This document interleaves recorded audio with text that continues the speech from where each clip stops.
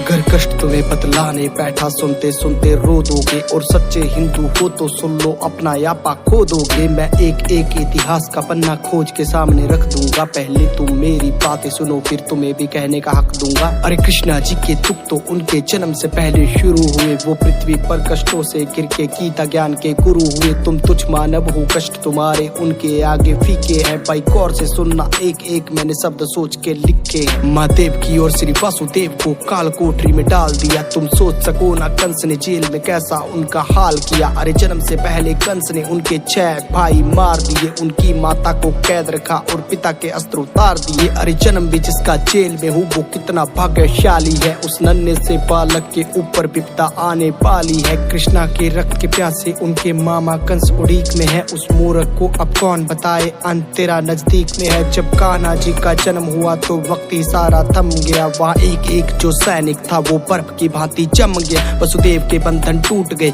वो सच थे गोकुल जाने को। उनकी माता के पास समय ना एक भी आंसू बहाने को। माता कान्हा को पास में रखती, कंस के हाथों मर जाते। पर गोकुल छोड़ के आने के लिए पिता के हाथ भी डर जाते। पर उनको मन समझाना पड़ा, कृष्णा को छोड़ के आना पड़ा। अभी जी भर के माँ देख न पाई, पुत्र को दूर ले जाना पड़ा। कान्हा को मरवाने के लिए माया जाल बिछाया था। कभी पूतना थी आई तो कभी बकासुर भी आया था। किंतु नन्हे से कृष्णा को बार नहीं कोई पाया था।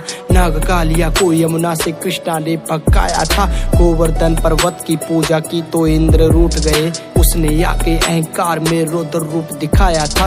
मूसलाधार वर्षा करके सब पे कहर बिठाया था।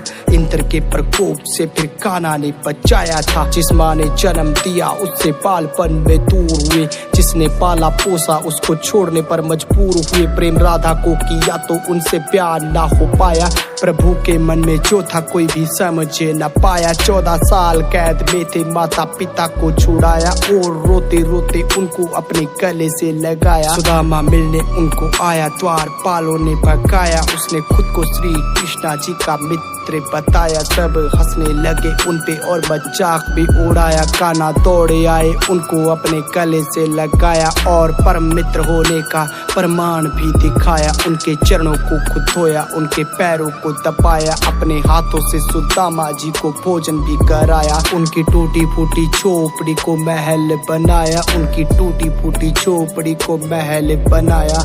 हाथों से सुदामा जी को भोजन भी कराया। 16,000 कन्या कैद में थी, उनको था छुड़ाया। नरकासुर को भी मारा, सबको उनके घर पहुंचाया। इतने साल किसके साथ में थी, सबने प्रश्न उठाया। और किसी भी कन्या को ना था किसी ने अपनाया। तब दुखी होके लौटी कन्या कृष्णा जी के पास। बोली प्रभु हमको जिंदा रख लो, तुम हो अंतिम आस सबके मान को बचाने।